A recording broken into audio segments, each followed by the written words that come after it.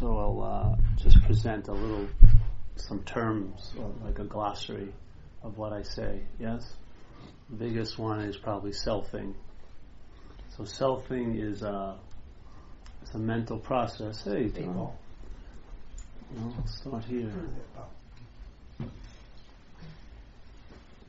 Well, I'm going to give a couple of terms that we use when we do the talk, so that, because people have told me that they get confused.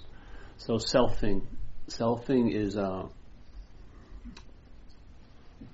a term I use to express the mental processes activity of implying and insinuating and inferring that there's a self. Yes?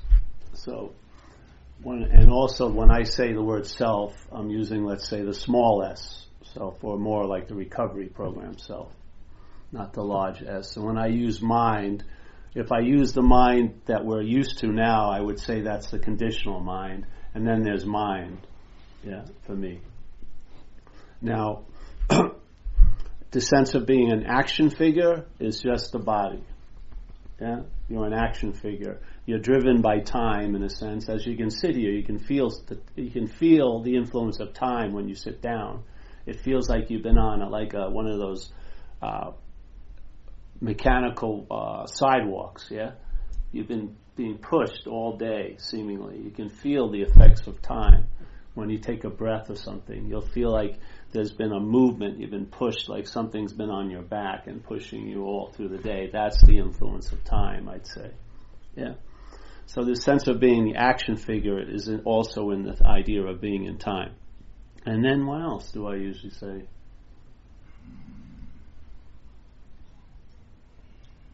Well, that's that, really. So,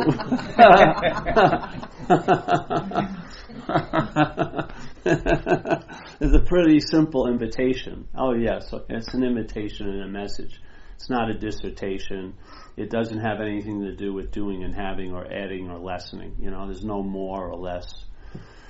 All the measurements and the gauges that we have to gauge and measure how things are going here don't really apply to that, what we're going to be speaking. We can't speak about it, but we can speak about what we're not. And in seeing what you're not, you'll have a sense of what you are.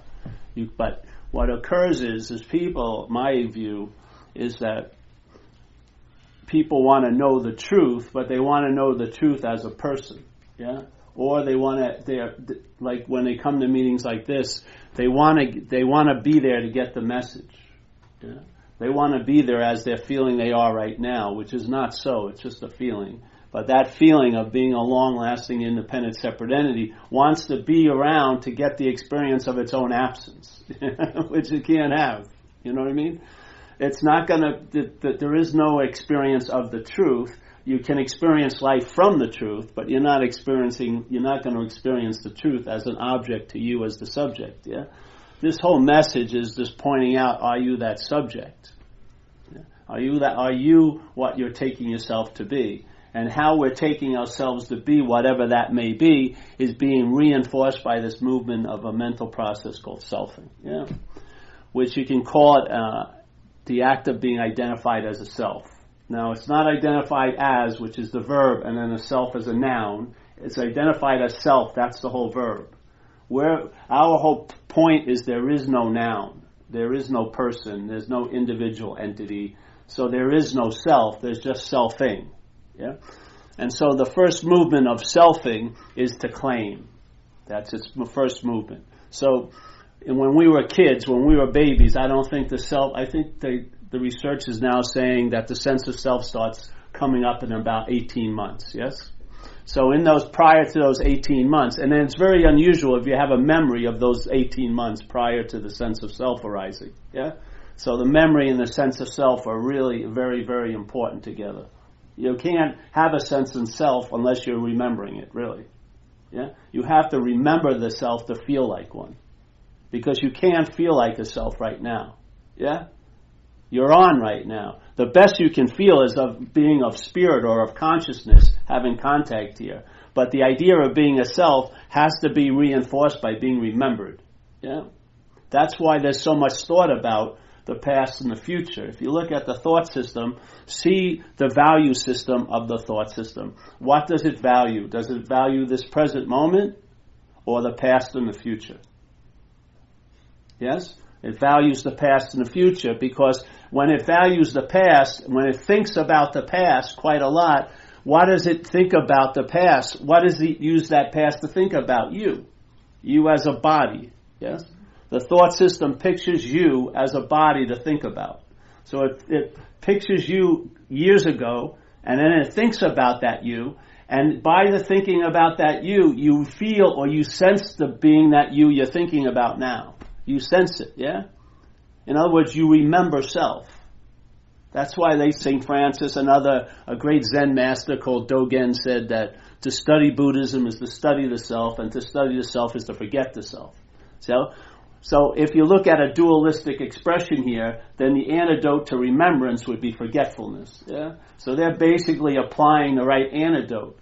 So if the only way you can have a feeling of being a self is to have it being remembered, because it's not happening now. Yeah? It's a mental idea that's claimed what's actually happening as being happening to you or from you. A crazy freaking idea in a way. But it reinforces this idea by thinking about you in the past, and therefore it remembers the feeling of being that you now. And then it thinks about you in the future, and it uses the future to remember the self also. Yeah? So when you're thinking about the future and what's going to happen to you, you're picturing yourself as a body. Yeah? You're not picturing yourself as a spirit. You're picturing yourself as a body. So the thought system is identified as being a body. It's calling you somehow being a body, or owning a body, or being a soul that's stuffed in a body, but somehow its whole base of reference is being a body.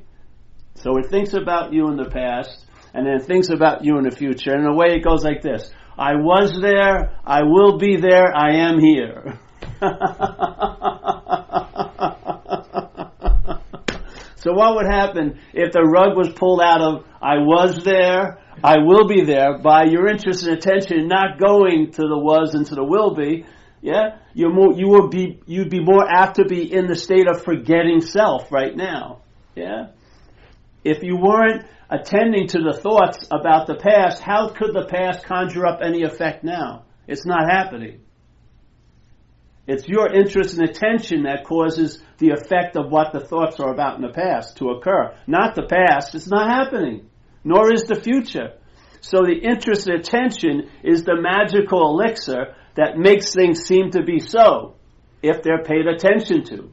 So there it goes. So my interest and attention is going to those thoughts about what's going to happen to me in the future. Not because it's the future, but it's me. That's what's drawing my interest and attention from right now to this activity of thinking about me in the future, because it's about me. What would happen if you weren't that me that it's about? I'll tell you in my experience what happened. I lost interest in thinking about me in the future, and I definitely lost interest in thinking about me in the past.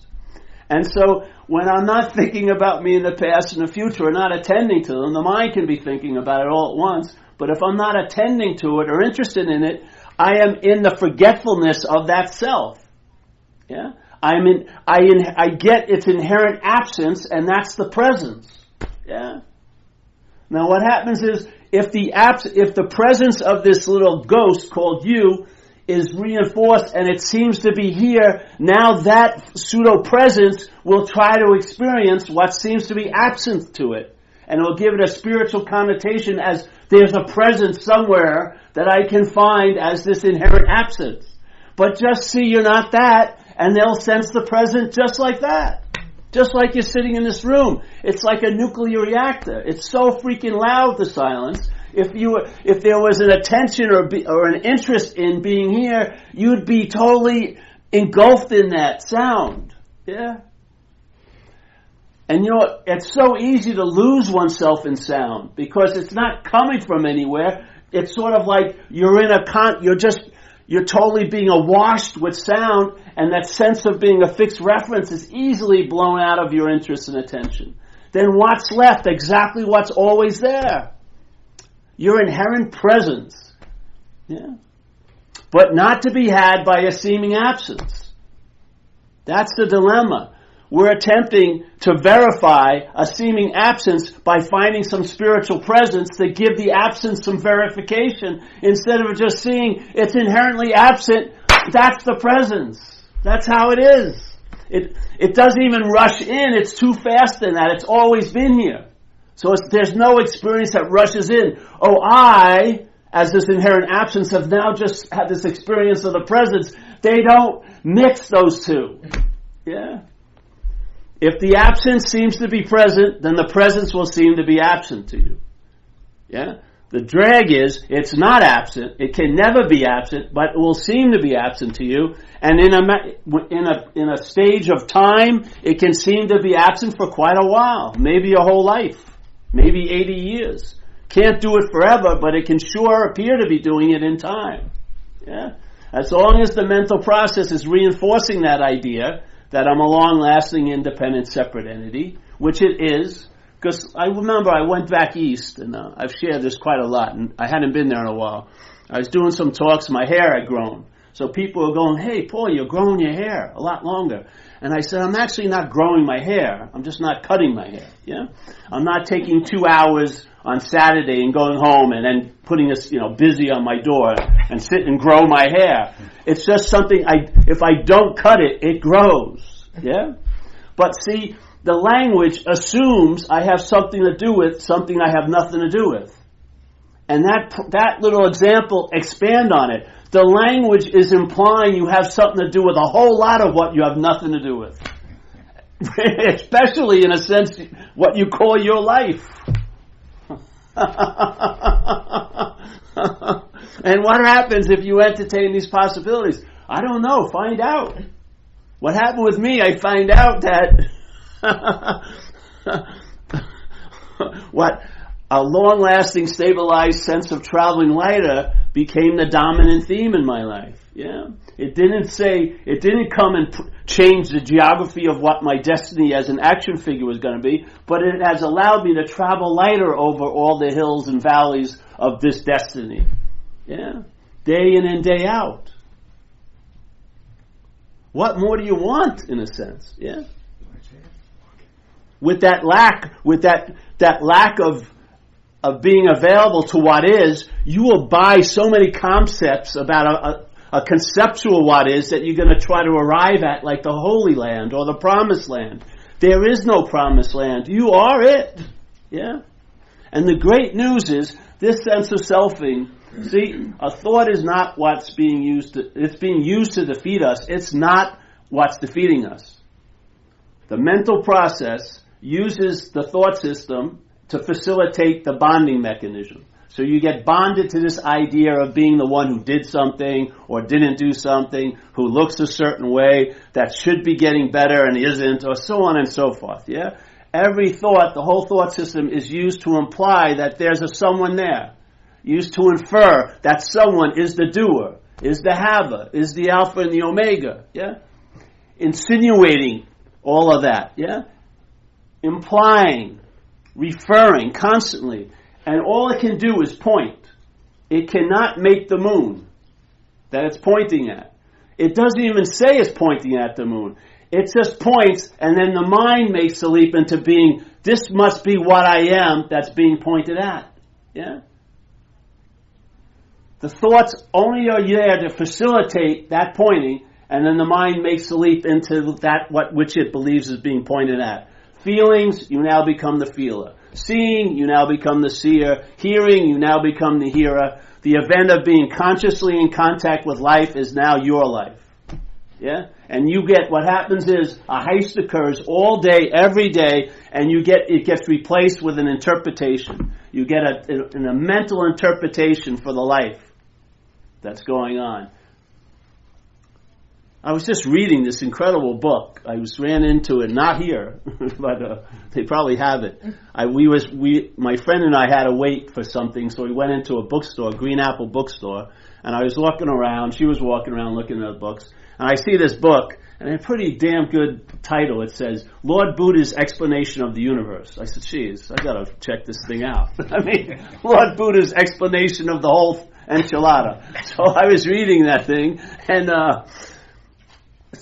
it was sort of like this room. Something happens, the silence gets deafening, and then you're onto something. You're just indulging and enjoying in that. And then I didn't buy it, And then I went back, though, a week later, and I got it. And I've been reading it lately, every once in a while, and he's talking about most people's, this is supposedly Lord Buddha, most people maybe get maybe 15 or 30 minutes of being conscious their whole life. Their whole life. Day in and day out, habit upon habit, regurgitating themselves. Seeing only the past, living only from the past, and projecting this past into a future. Yeah? And every once in a while, something may happen that will bring you out of that coma or out of that trance. Yes? But quickly, that demonstration of what actually is so is overrun by the mental process like a speed bump. And it goes on its way of time and space, and you as this action figure. Yeah?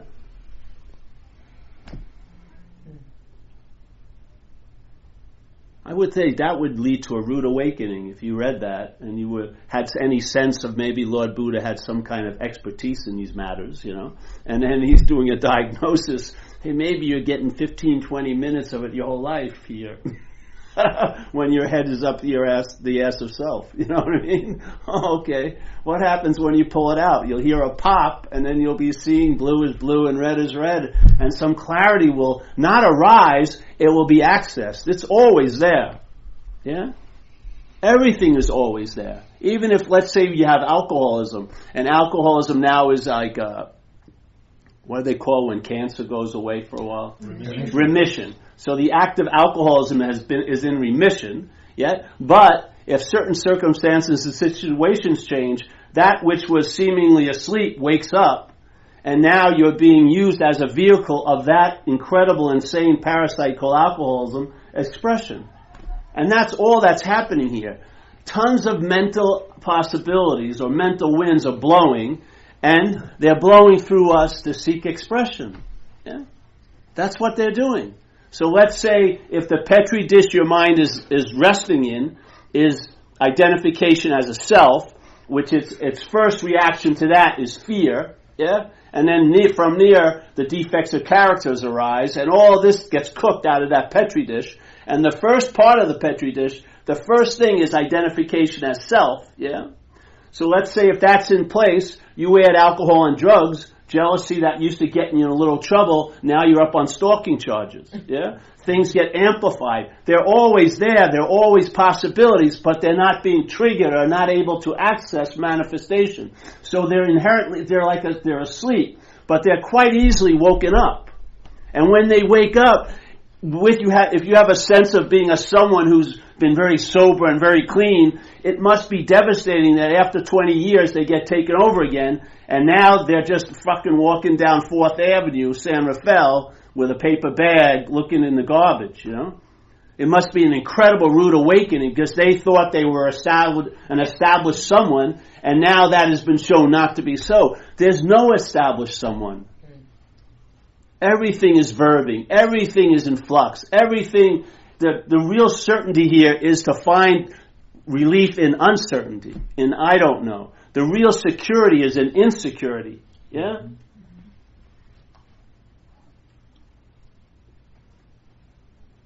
So this is a simple invitation. It's not saying, oh, right, I was reading these things on Facebook.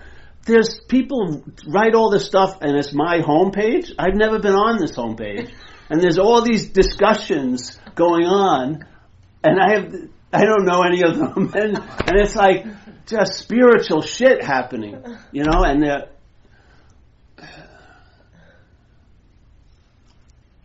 you have to see how the language implies you have a role here that you don't have.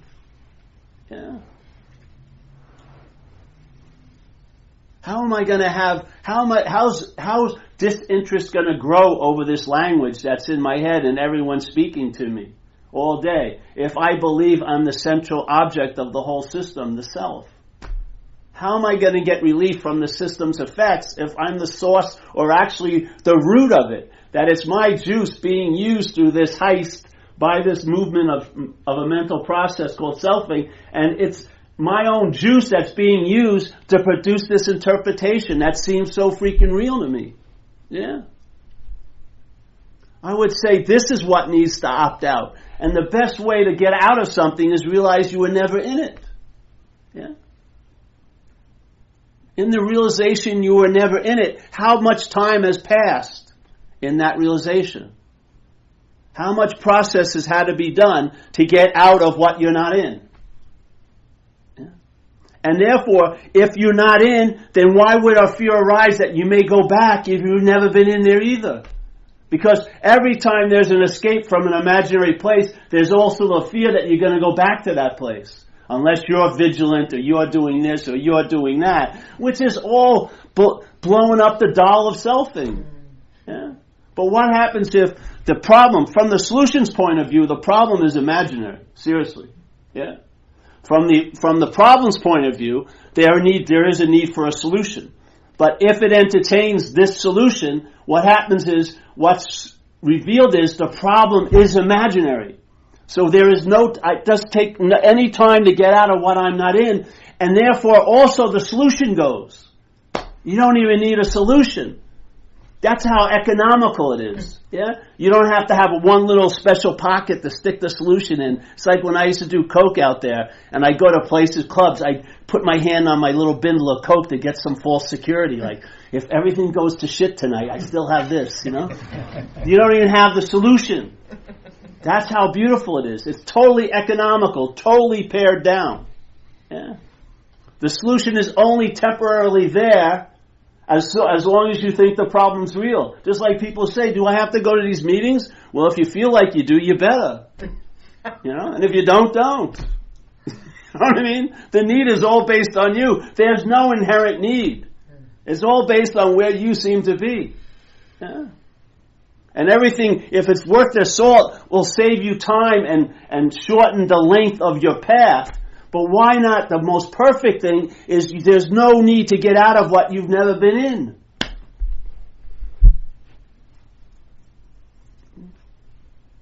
How real could something have been if it's not affecting me right now? How real could it have been? How real could alcoholism have been if it's not affecting me at all right now? And my experience is the problem doesn't exist for me. Why would something be able to not exist for me? Because inherently it never existed.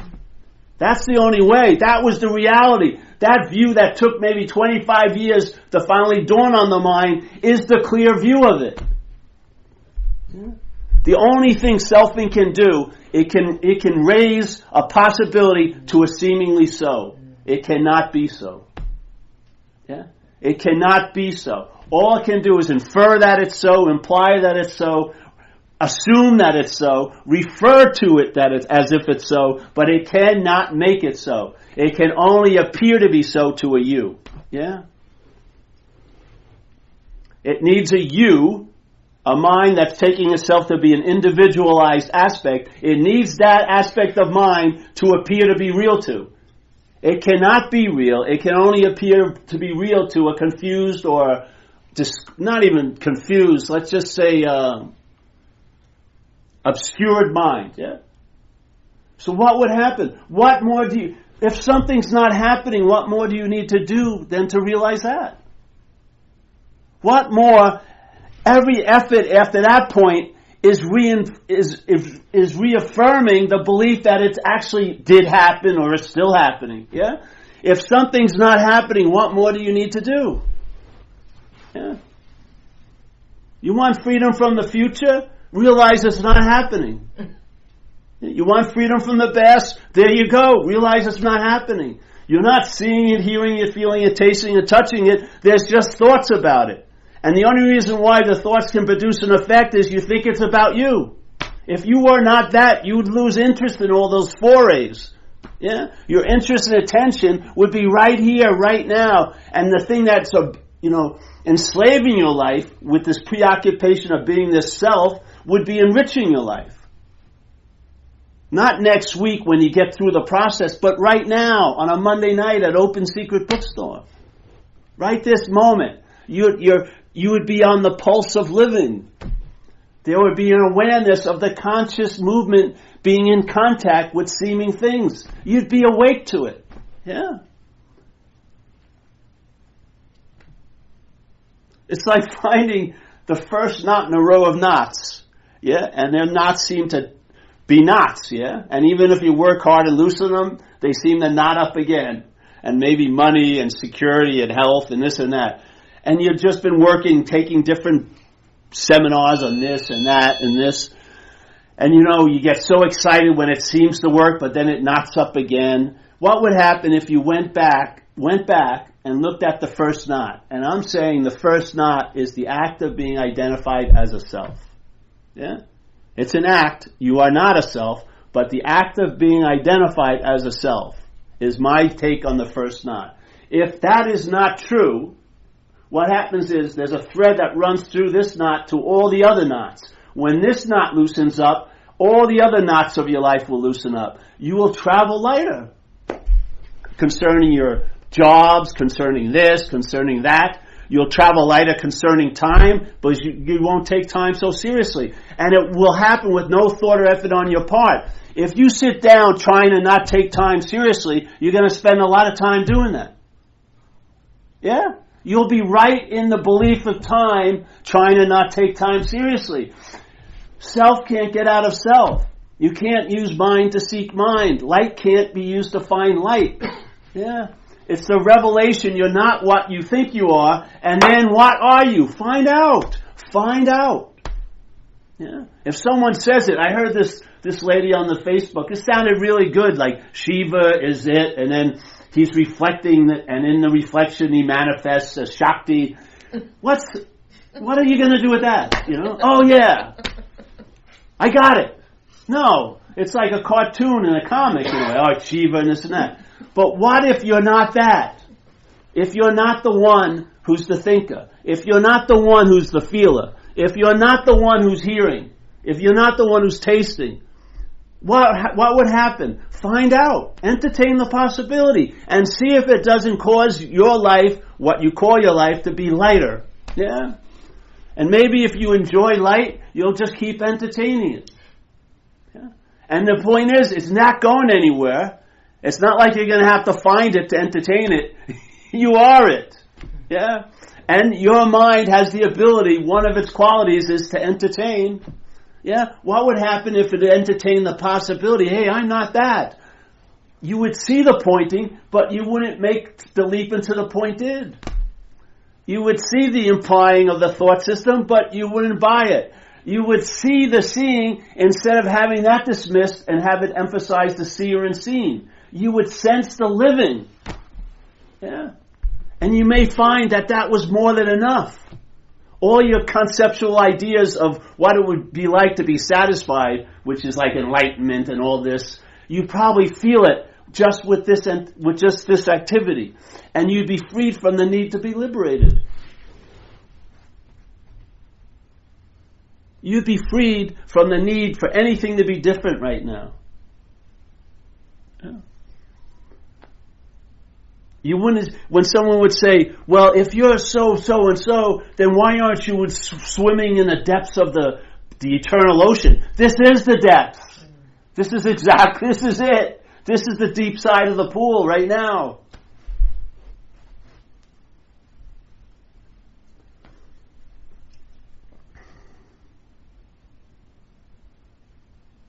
Do you hear this in this room? Do you hear the silence?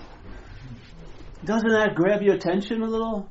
It's so nice if your attention is flexible and free to be grabbed by what's happening. Yeah? Instead of being co-opted and enslaved to what's not happening. Yeah?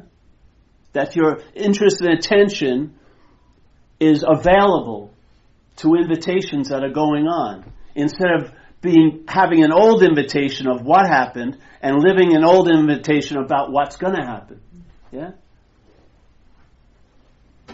Can you imagine if it was freed and flexible enough that if you sat here and something grabbed your attention, it could truly be embraced. And you could just sit in that. Yeah. Instead of hoping for this eternal embrace, you would sense it right now. In all these seeming passing moments, you would sense that eternal embrace. What more would you want? And is it going to be severely limited only when you come to a place like this or go on a retreat? Of course not. If it's limited to that, it's not it. Yeah. It seeps in like you don't see it. You're at a point of constantly finding out. You're trying to deal with that insecurity by saying, I know quite a lot. But we're like a canvas, and you know it, the colors bleed through here where you can't see it, and then you find out about what's going on when it manifests, yeah? But in a way, like Jesus says, you'll know the tree by its fruits. You'll never know the tree, but you'll know the tree by its fruits. You'll intimate what that may possibly be by what it seems to be happening now. Yeah? And it says, a good tree cannot bring forth bad fruit, and a bad tree cannot bring forth good fruit. Yeah? So instead of having that drive to know, you're relegated and actually placed in this lovely position of finding out.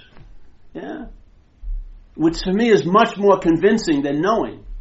To find something out is much more deeper, has a better anchor than knowing, because knowing is always bookended with, I may not know, I once did know, I hope I'm going to know more. Yeah? But finding out is like revelatory. It's like opening something up that's living and just keeps presenting itself. Yeah? Not a dead object or a dead concept, but something that's living and then presents itself. And you're there to receive that presentation. To me, that's being alive. Yeah. The other is just a slavery to the mental process.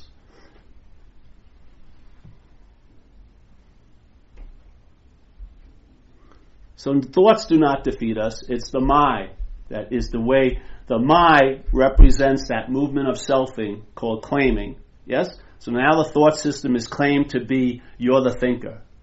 Yeah? Or they're about you. That's the bonding energy. Yeah? It uses the thoughts to facilitate that bonding energy. So the mind gets bonded to this idea of being a self, a long-lasting, independent, separate entity, by the interpretation of thoughts as I'm the thinker. Feelings are used the same way. They facilitate the bonding mechanism because now you're the one who's feeling them. Yeah? So you always take the position of this is happening to me or I'm doing it. Yes? This is how you're bonded to this idea of being a self. How's it working out? Are you enjoying it? Or are you hoping things are going to get better?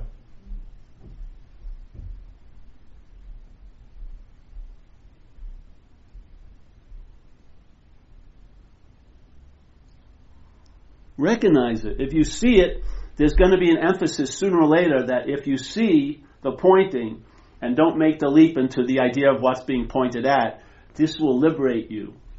Liberate you from a state of non-bondage, basically. You'll just wake up to the fact nothing's ever happened. But you'll just see the thought, yeah? And you won't see the thought as the thinker. After a while, the emphasis will be on the seeing of the thought. I would say that's your true nature, seeing. Yeah? Awareness. Not of a thing. Not of a mental idea. Not in anything that's progressing into culmination or reaching a crescendo. Just dog shit ordinary awareness. All day, every day. You're aware of what? You're aware of consciousness, aren't you? You have a sense that there's seeing, don't you? The consciousness that's in contact with this, that's not all that's happening. There's a sense of seeing that happening, yeah? This is where the heist happened. That sense has been co-opted, which is the sense of presence or onness, and is now be claimed to be you, which is sort of like, for that you to continue to be you, then the onness has to seem to be off.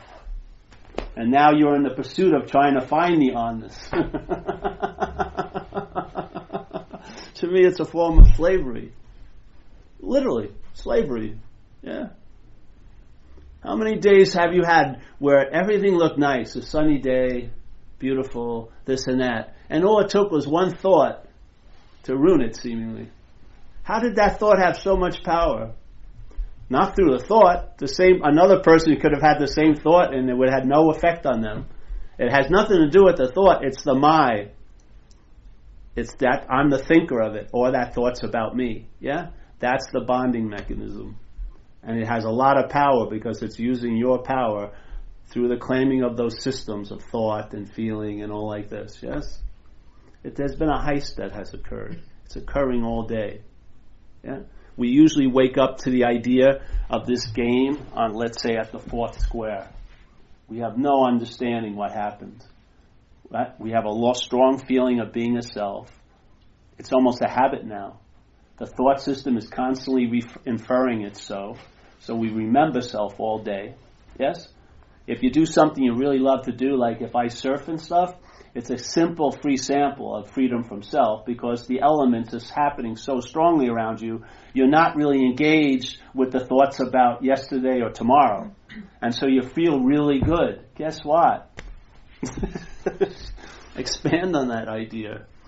What would happen? I don't want to have to surf 24 hours a day. I'll be fucking like a raisin, dried up like a freaking thing.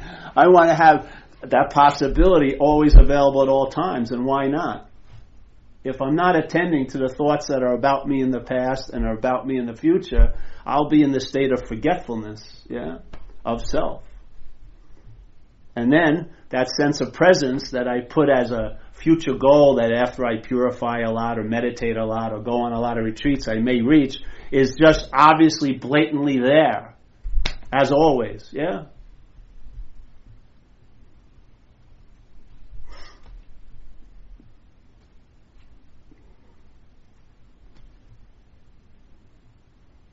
So I always go the back way. Question, are you a long-lasting, independent, separate entity?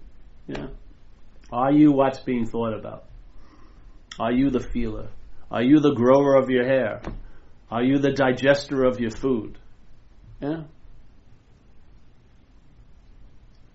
If you're not, it's just a possibility. If you're not, leave that blank and then find out.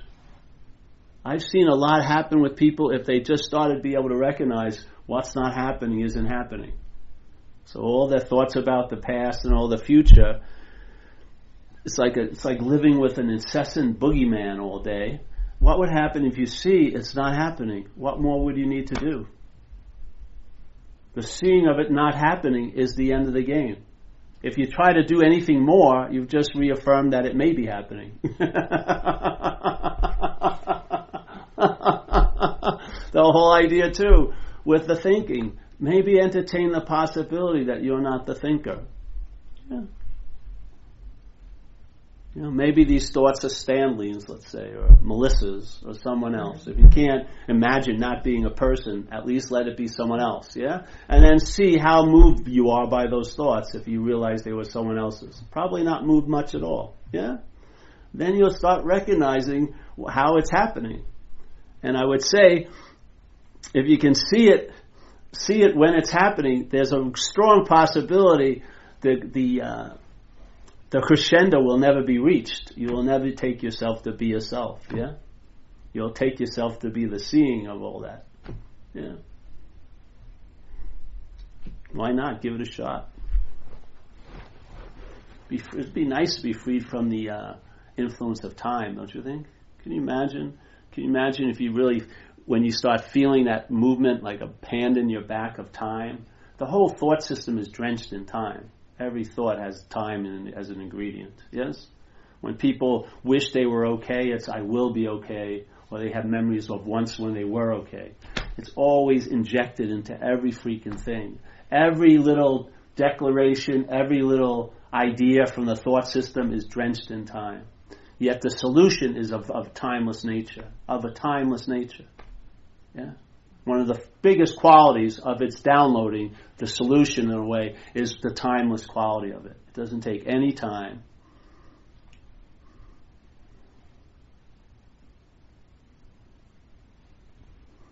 So it's an invitation, it's a message. People here in this room some of us have been listening to it. I imagine they don't come back here to see me. They're sort of happy with what's happening, and their life has gotten a little lighter and a little looser. So, hallelujah, yeah? Now, once you find something that seems to work, why not just keep entertaining it? Yeah.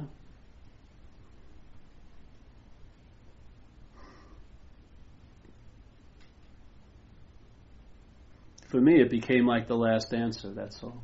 When I heard it, I was at a meeting not like this, man. This place is unbelievable.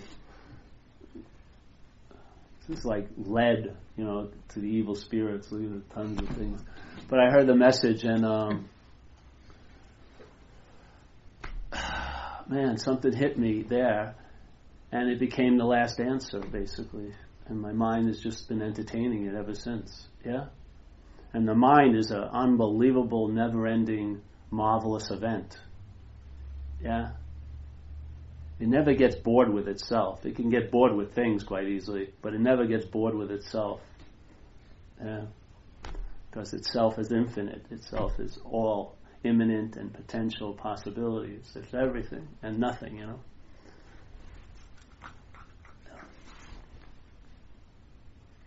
So, if your car broke down on the side of the street, if you had an old car, had a carburetor, and you had a friend in the car, and one of you guys would go out, take the air filter off, and then you have a can of gas, and then I'd be there pumping the gas, turning the key, and then I say, drop some gas in. Yep, car's not starting. There's the car, everything's there, but it doesn't seem to be starting. That's all. So the guy would drop a couple of drops of gas in, pump in, and then suddenly it catches. What would happen if he keeps pouring gas in it? Floods, yeah? This is what this message is. It's not going to be increased by more of it. Yeah? You don't need 8 hours. This isn't better than 5-minute invitation. It's an invitation that's meant to sort of tickle or trigger the mind. Yeah? The message is the mind, really. This is just like the catalyst, like the little gas drops. Then the mind gets engaged. Hey, I may not be that. Yeah. And then watch out and find out. Because things will come to pass. Things may be seemingly so, and then you realize they're not so. Yeah. You'll see that statement like false evidence appearing real, the acronym for fear and recovery. You'll see the only way false evidence can appear real, it must appear real to someone. If you're not that someone, false evidence will be false evidence. It's yesterday, today, and tomorrow. You will not be under the sway of the advertising campaign. You won't be, because you won't be taking yourself to be the product that all the advertising is geared for. All of it. All the self-help books. I have a thing about self-help books, this thing too. This is a place that has probably tons of them. There was a phase, I think they've gotten over it now, but they had this thing about how to get into the moment, right? Remember how to get into the moment. Then the second edition was how to really get into the moment. And the third edition was how to really, really get into the moment. The whole point is you can't be out of a moment. You are the moment. Not you as this. This is an appearance in the moment, but you're not of this. You are the moment. How can you get into something you can't be out of? You don't see this is the heist of the mind? It tries to make you do effort to get into something you can't be out of. And in a way, it verifies that you can be out of it. Yeah? All your efforts to be in it. That's the heist of mind. And then it's telling you, you've got to get out of this self. You've got to get relief from this self. And so you're trying to get out of something you cannot possibly be in. Yeah? You're trying to get out of self. You go to play. If I went and I signed up for a 2-year class here, how to get out of the obsession with self, that could be construed as obsession with self. Self can't get out of self. Mind can't be used to find mind. Whatever's applicable about getting a job or picking up something from here and moving it there is not applicable with this. It's not applicable. You can't do and have yourself into a state of being. You can only do and have yourself into a mental state. Yeah? Because it's going to be a mental state that's going to be the doing in the haver, the doer in the haver. And all it's going to do is produce another mental state. And so on and so forth. Yeah? But the being is complete right now. In and of itself, it's not in a process. there's the aspect of being which is manifestation, which is moving through time to manifest. But itself is not of time. It's not a product of time. You weren't like 50% being, and now you're in this place to complete the mission of being. Yeah? Now I'm more being than I was being when I came in here. You know, that's not happening. Yeah? It's complete. Complete. There's no process, no time involved in it. It's right now available. Yeah.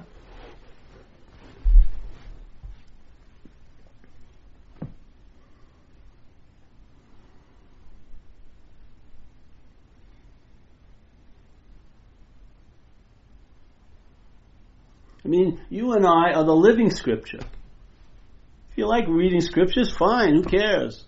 But you're the living scripture. Every day is the new page. Yeah? This is like a brush of that infinite artist expressing itself through. Yeah? Mind and mind alone is manifesting. In all of its, let's say, thwarted reflections, it's still the undifferentiated light.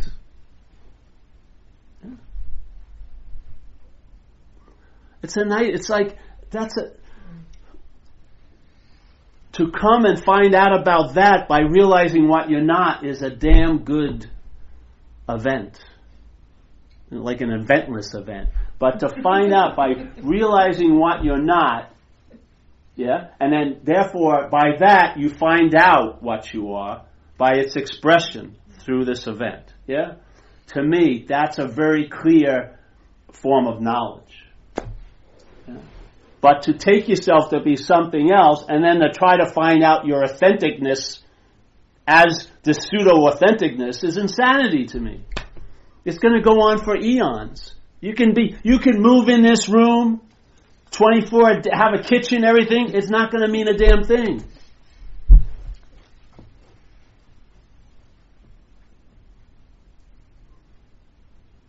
This has got to be like available now. What day is it? Monday, Tuesdays, Wednesdays, every moment, or it has no value whatsoever. If it's not where the rubber meets the road, what's the point of it? It's just intellectual curiosity or entertainment. It's like mind candy. But this is totally pragmatic. You get an ease and comfort in your own supposed skin by realizing it's not your skin. Realizing the one thing that's been called a skin is just another uniform. The sense of being a self is another uniform. The sense of being a self isn't your eyes, it's another pair of glasses. But if you take it to be your eyes, you'll never even allow your hands to go and check it out. You'll just assume they're your eyes. The mental process is reinforcing the identification as a self right now. Yes? That's what it's doing. It's tempting to say a pair of glasses are your eyes, and the way they can seem to be your eyes is your hands never go there to feel. Yeah?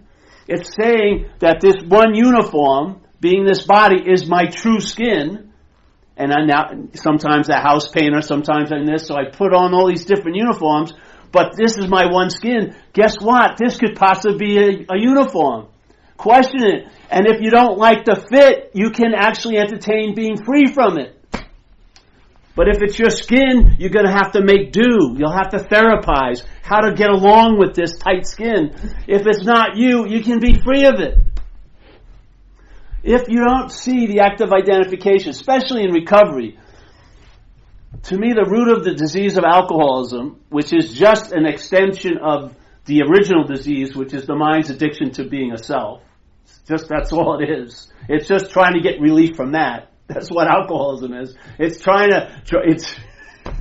an extended subdivision of the first disease. Yeah, this first disease, the mental process wants to be a self. Yeah, it wants to be a long-lasting, independent, separate entity. It wants to be special. It wants to be unique, but it can never be so. It can only appear to be so. So it's like any desire that's not going to be fulfilled is in constant is thwarted constantly. What happens? It produces an irritability, restlessness, and discontent in you.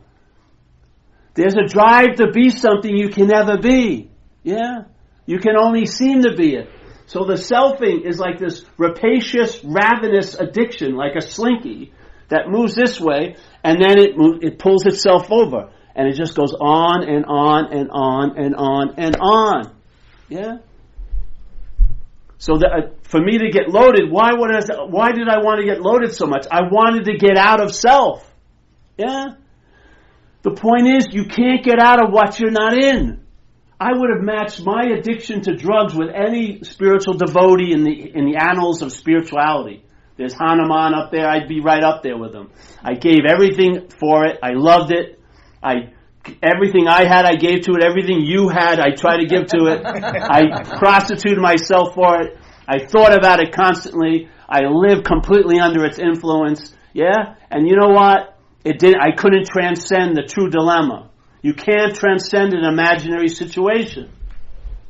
The whole point is realize you're not where you think you are.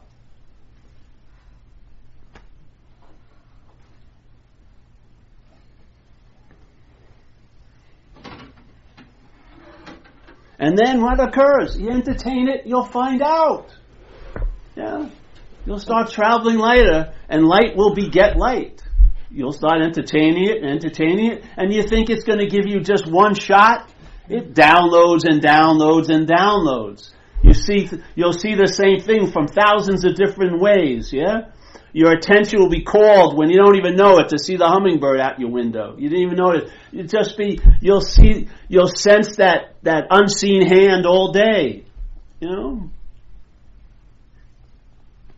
Freed from the bondage of self. It's not bondage to self, because that would mean the self was a thing, like this chair, and I was a thing, and this is going to be bonded to this chair, let's say through a facility of a handcuff, yeah, the handcuffing. Handcuff me here. Then you could say, all right, Paul is separate from this thing called self, and he's bonded to it. So if I found the right spiritual locksmith who could open this handcuff, I'd be freed as Paul from the bondage to self. But the real bondage is of self, which is the act of being identified as a self. So as I'm sitting here thinking this is the self that's driving me crazy and I want to be freed from it, I'm trying to get free from it as a self.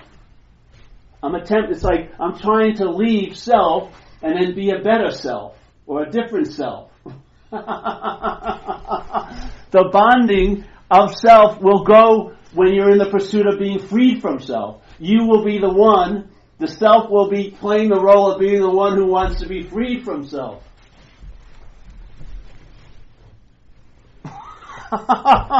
You haven't seen it in your spiritual practices?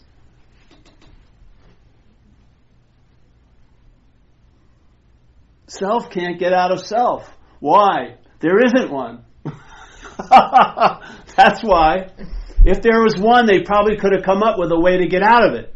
But the way to get out of it is realize you're not in it. And the realization of that fact doesn't need time to get to it because it's so. You're not in it. Now maybe your freedom or the expression of freedom may not happen completely all at once, but you'll see it unwinding for the rest of your freaking days. Yeah? That tight coil will loosen up, and it won't regress into tightening up. It will loosen, loosen, and loosen. It won't have a dualistic movement of loosening, tightening, loosening. It will be inherent, it will be loosening, loosening, loosening, not as the truth, you are all that, as an expression. Through this will seem to travel lighter. Yeah.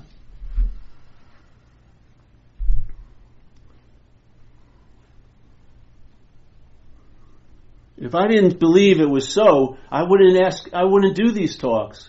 Because we're not going to offer you anything here. We're giving you nothing. I hope you leave with us, you're going to get a whole lot of nothing.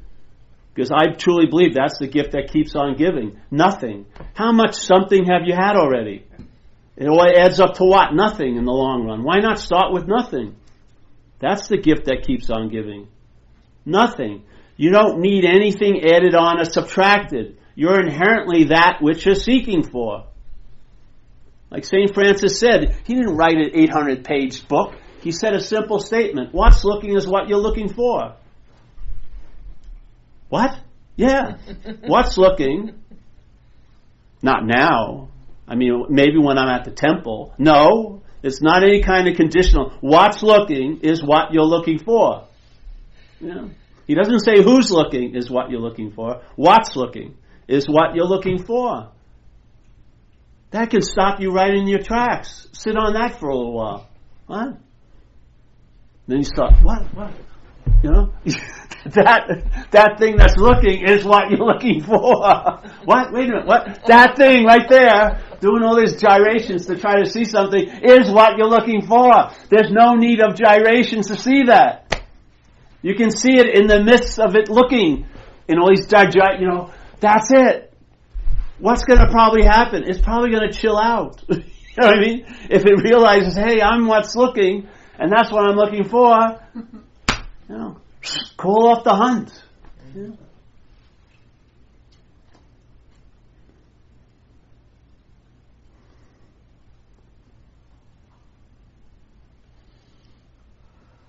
I can feel it. It's really easy feeling it now, but when I leave, but is the beginning of the world. That's where the world comes out of, like a but. I really like the feeling in this room, but, and then they run some hypothetical question. You know what I mean? I'm not going to be able to feel it then. Who gives a shit about then? Why? When you get then, it will be now. When you get there, it's going to be here. Yeah? If it can be so now, here, it can be so the here that you're going to be calling there and then.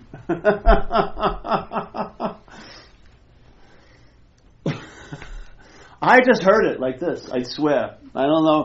I heard it. I went to see some other people who shared about it, read a couple of books, were motivated to go to India to hear some other people. So it was pretty good motivation. And then I heard what they said, and I just started entertaining the ideas. And then this one of the first ones was really cool. I was in this room, the lady was sharing, and something happened while I was listening to her.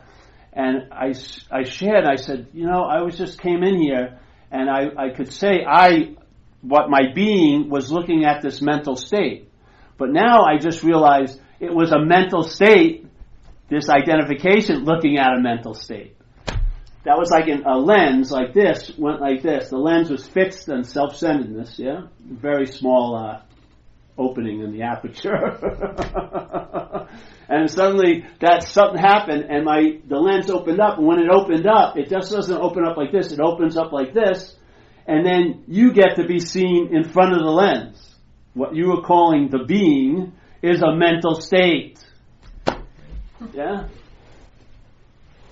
That has a very big effect on the mind that was taking itself to be the mental state. It now doesn't take itself to be the mental state, and the whole system of meaning and weight is shifted dramatically without any thought or effort. The cards get rearranged. Yeah? What was really important may become unimportant. What wasn't important becomes really important. But it's like a seismic shift in the cards. Yeah? And you're not the dealer, nor are you dealt to.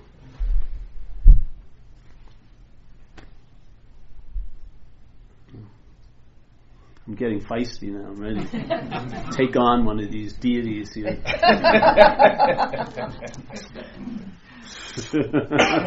Bring them on. Garuda. Let's take that freaking bird thing. Garuda. Yes. It's easy to have a dead master. Very easy. You can make him all he or she, all you want her or him to be. Yeah? A live master is a little different. I'm not saying I'm a live master because I don't believe in any masters. I don't believe in any teachers. How can you teach non-duality? It's a negation. Non-duality means not to. It's to indicate that something that seems to be so isn't, and that's all it needs to do. Once you entertain that isn't so, you're going to find out about what is so. You don't need to be attempted to be informed about what's so, because that information will be conceptualized, intellectualized. It will be made into something. You will find out about what's so.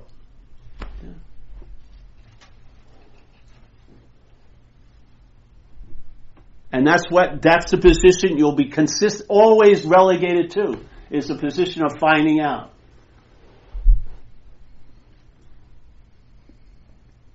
It's quite freeing, man, I think. I know, sometimes I feel like a vacuum salesman. And sometimes I don't want to say, fuck you, you know. It's like there's a lot of times so much reluctance and so much,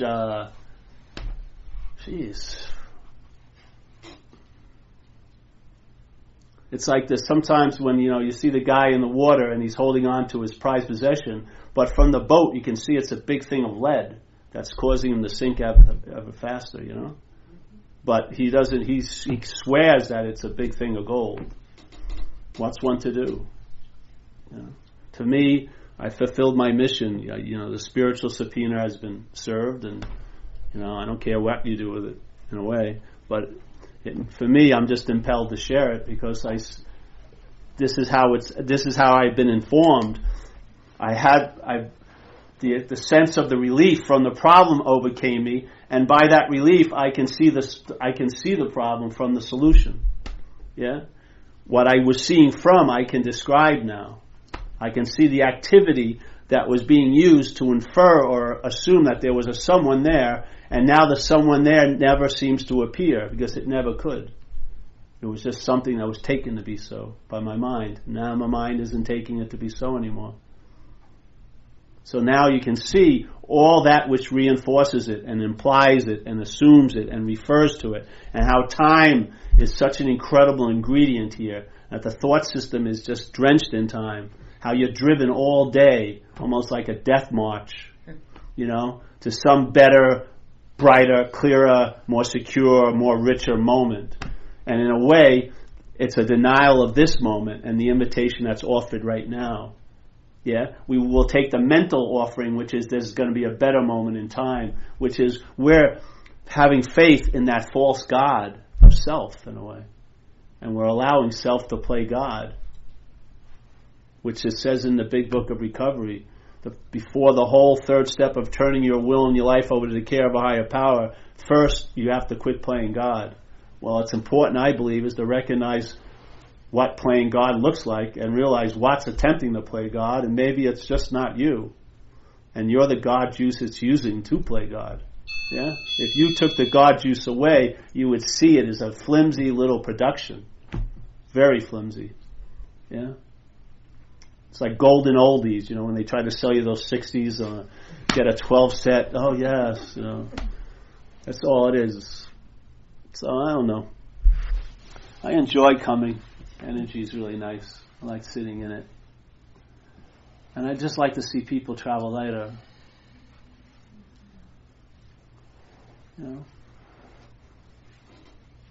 If you're going to do a diagnosis, I guess it's good to get the right one down.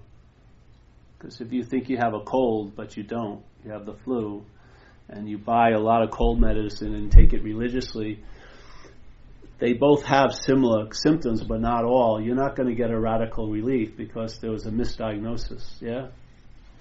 I would say the diagnosis is the activity of selfing, the identification as being a self, is the addiction of the conditional mind. It can never fulfill that addiction. It can never be a self. Therefore, it produces all this irritable restlessness, discontent, or as in Zen and Buddhism they say that dukkha, that vague sense of suffering or malaise. It's just like the aroma or the presence of a thwarted desire. Yeah? And like Buddha says also, what's the cause of all suffering but desire? I would change it a little and say it's really the desire to become, which is what selfing's doing. It has a desire to become a self, and it can't fulfill it. It's never going to reach a crescendo. It's never going to reach culmination. Yeah? And there's a freedom available by realizing you were never bound. Yeah? I found this information was helpful to that. It led me to a place where the mind opened up and reached a different level of aperture. And it doesn't seem to be, there's not an end point. it seems to have the ability to keep opening up. I mean, wouldn't you like a nice leavening agent in your life that would allow you to travel a little later? You know, I mean, 2 o'clock on Tuesday, 4 o'clock Saturday. Can you imagine, instead of having a big, incredible peak experience, can you imagine that there was a possibility that all day, in the dualistic expression of a life being heavy or light, you could have that heaviness and the possibility of the heaviness skimmed off every moment. And then the emphasis, either quickly or slowly, put towards the more light. Yeah? I would take that, skimming off every second, than a big peak experience that will probably disappear and then be used by your head to beat the shit out of itself for the rest of your life, because you're not at the peak experience anymore, yeah? Yeah. So, what the hell is that thing? That's thing. It sounds like somebody walking in that hall. Oh. All right. Well, any questions? Yeah, Paul, I have a question. Yeah. In the recovery program, I'm probably paraphrasing it, but they say, don't forget the past, but in essence, don't wallow in it. And with your emphasis on the right now, how does that fit into that concept? Well, the thing is, it's not about forgetting or remembering the past. It's the idea of who was in it that I forget. Yeah? I can go back to the past, and there's a lot of learning that can happen there. But it's not me. That's the good news. Yeah? And in the book it says, you won't shut the door on it nor regret the past. Right. That's it. Yeah. So, the only idea, see,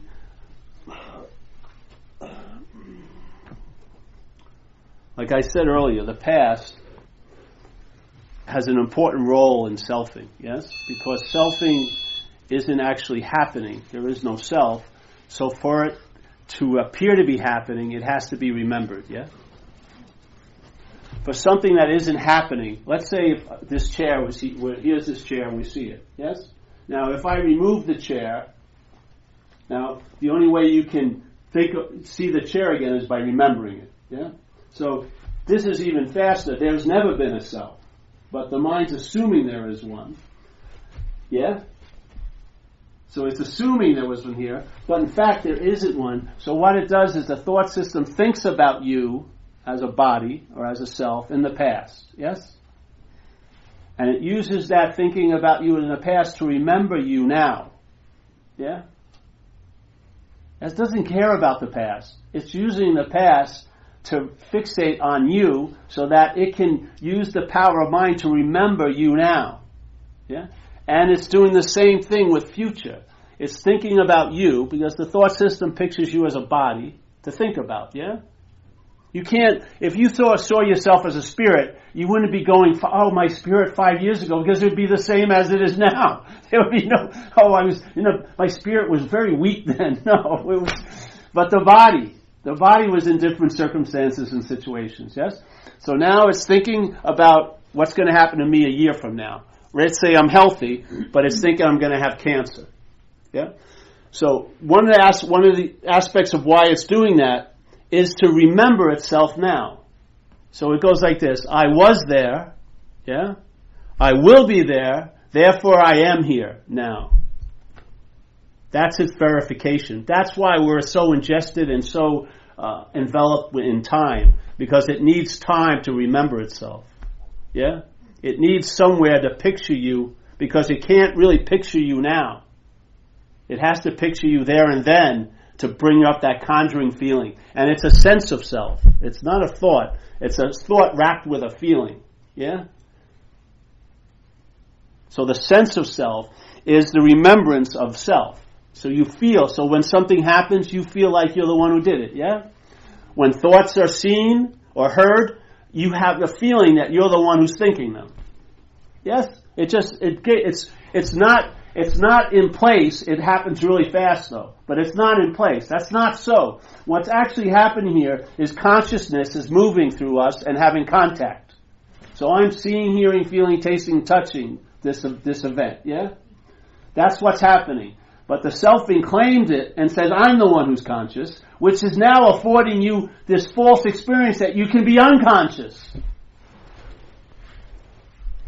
It's insanity, I swear to God. And then the double whammy is you'll believe you're unconscious and want to become conscious, when the whole journey is based on a false premise that you're not conscious. All there is conscious contact happening here.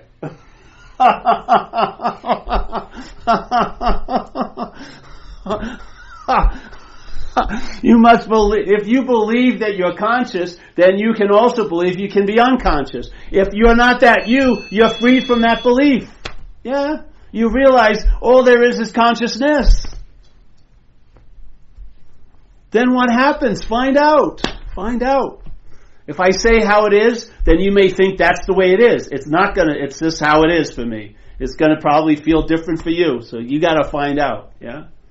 That's why I think the best thing you can do is talk about what you're not, describe what you're not, and then you'll find out by seeing I'm not that, you'll start finding out what you are. Yeah? And it will be an ongoing event. That's the beauty of it here.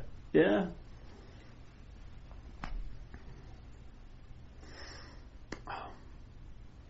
So I have books to sell. DVDs. And we have a 3-month program you can join. I do. We have a great program called Retreat from Paul. Some other people here have been on it. So, Retreat from Paul is I'll send you DVDs and videos of us, of our programs and stuff. And then some girlfriends and ex-girlfriends will get up and do a testimonial of how great it is to have Paul absent in their life. So you're actually sensing the presence by my absence. And then I'll have you say, hey, listen, try it for a weekend. Send me $100 and I promise I won't go wherever you are. And I bet you on Monday you'll feel better without me being around. So you'll sense the presence by my absence. So I'll be in Hawaii, send me the checks, and then if you working, enter the 3-month program. It's only $1,000. I promise I won't intrude on anything that's going on. You'll never see me again. You can actually buy the lifelong program for $10,000. You'll never see me again, and you'll feel a presence by my absence. That's the retreat from Paul. So, what do we have a basket to pass? Any other questions? Right there. Is that yeah. Wait, I'll get a basket from here. Maybe this is the basket. Yeah, use that. That's fine. So we have to pay rent here. So I don't know what they're doing. So you put some money in. We appreciate it. You all right, honey? Everything's good? Here comes the treasure. I could use a pillow. Is there some pillows that had to be?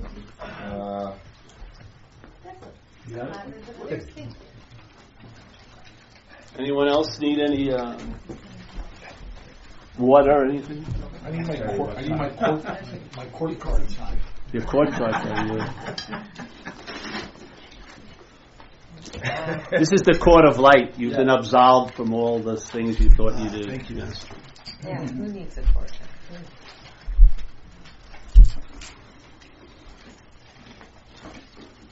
Hey, if you're interested, we have a website, zenbitchslap.com. So, and we do a lot of talks. I do 2 around here.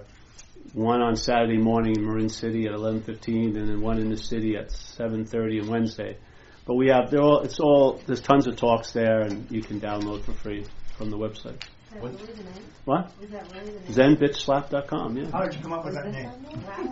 Well, if you know Zen, they have these mind twisters called koans. Yeah. So one of the famous koans is what's the sound of one hand clapping? Right. So we changed it to what's the sound of one hand slapping? Zen bitch slap. When you say we, is that like self-explanatory when you look at the website, or? Oh, it's just us, me. We? Me seen as a we. You as a nobody that is a we. Well, the thing is, you see all the websites. Oh, thank you. With the they have the websites, the Eternal Present and all like this. Then you see Zen Bitch Slap. Which one are you going to go to? The Zen Who cares about the eternal present or the forever dawning oneness? Zen bitch slap. Yeah. Well, it's a mixed bag, Paul, because I have lots of friends that I'm trying to talk into it. And they go there. Zen bitch slap. No, thank you very much. Yeah, Well, it's good to keep it very small and disorganized. Yeah, I guess It's all intentional. We want to irritate people also. Irritation is good. A mild form of irritation is good, eh? Causes you to... I don't know why. Oh, yeah. Paul, did you ever play sports? Yeah, I did. Oh, yeah, I left my glasses at your house. Thanks. All right, well, we end with a prayer if you want to join us. We end with a prayer called Serenity Prayer. We hold hands. It's a nice little way. Thanks for everyone coming. I'll pay you guys later.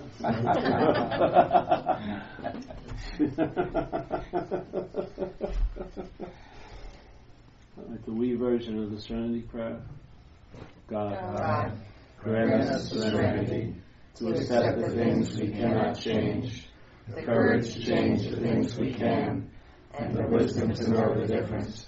Keep coming back. It works. Yes. Work it. Yes.